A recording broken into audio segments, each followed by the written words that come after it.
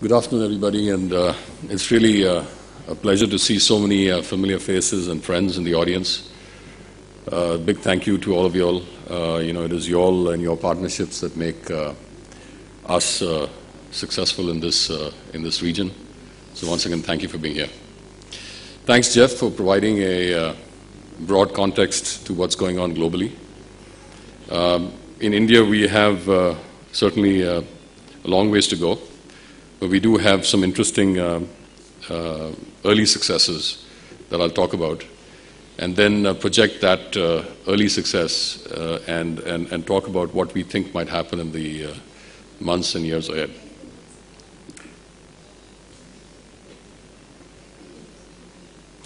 So I want to start off with this slide, and as you can see, I've listed the top 15 operators globally in terms of the subscriber numbers. We see the top two from China, the next three actually from India. In fact, of the 5 operators that have 100 million plus subscribers, 3 of them are from India: Bharti Airtel, Reliance Communications, and Vodafone SR. In the next 10, from number 6 to number 15, we have three more from India in the 60 plus million range. Now, of course, we've gotten used to seeing these numbers, but if you look at it historically, barely 7 years ago, we were in a situation where the total number of subscribers in India were barely more than 10 million. We would add, we would be lucky if we added 10 million a year. Today we add anywhere between 10 to 20 million in a month. Some of these operators have been offering GSM, some of these have been offering CDMA, some have been offering both. But what's important to note here is that India is the second largest wireless market. This is a happening place.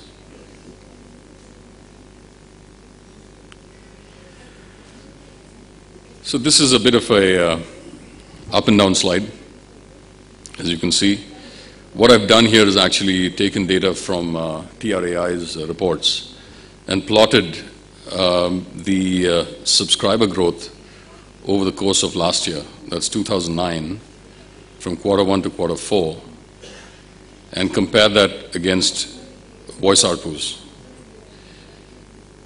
And what you can see in the orange line, which is subscriber growth, is that we had a huge growth from 347 million to 525 million by the end of 2009. That's roughly an increase of about 50%. So we've grown 1.5 times from the end of 2008 to the end of 2009. At the same time, what's happened is that the voice ARPUs have actually gone down to roughly 2/3 of what they were. So from roughly $591 to $391. Turns out if you multiply these numbers, they come up to about the same. What that's telling you is that despite the fact that we've got a lot of subscribers, despite the fact that it's a growing market, we are having a challenge from an operator perspective in terms of growing revenues and, of course, correspondingly profitability. And this is a sobering point, no doubt. And, this particular slide, I think, sets the stage for what I want to talk about. And that is that we believe that 3G wireless broadband is the key opportunity. It is the opportunity that will drive the ecosystem. It will drive the operators. It will drive the handset OEMs, device OEMs, application developers. The entire mobile telecom industry will be driven by 3G wireless broadband in the months and years ahead. This is where the opportunity lies. Now, unlike what Jeff had shown earlier, we don't have a lot of data for 3G WCDMA, but we do have data for 3G EVDO.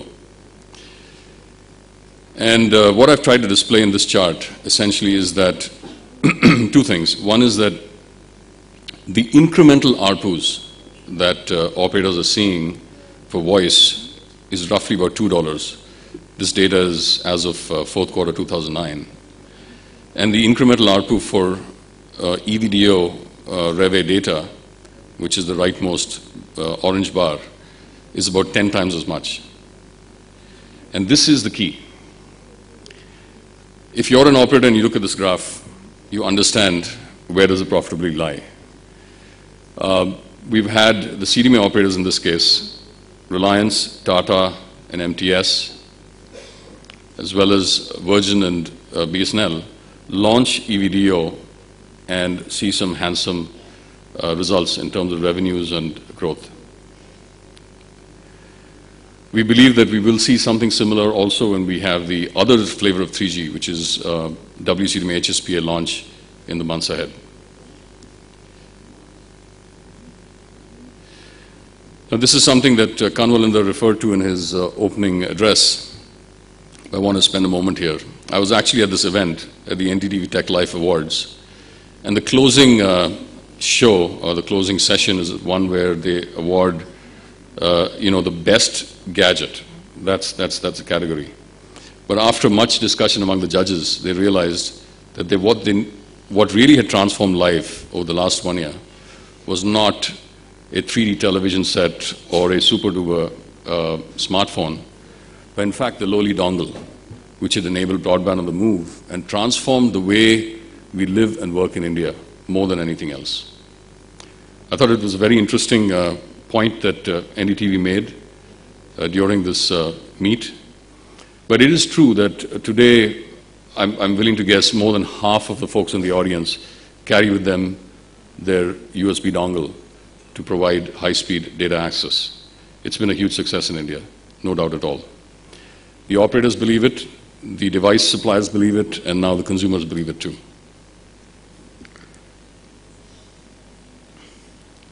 And it's not just dongles. We're seeing that 3G handsets, when put together with the right applications, create completely new experiences that people love and enjoy. The advertisement here that I've shown on the left is one that was done jointly by Tata and Samsung. This is the Samsung Corby phone, and it's talking about the speed living concept. This particular device has on it a live TV application built by Palya, which incidentally happens to be one of our portfolio companies, and runs on EVDO Reve. For the first time, folks in India were able to experience live television at speeds where you can really enjoy the content. This particular device has blown all expected sales figures, at least based on what was expected. And many of the folks in this audience, myself included, enjoyed the Indian Premier League on these handsets, even while at work.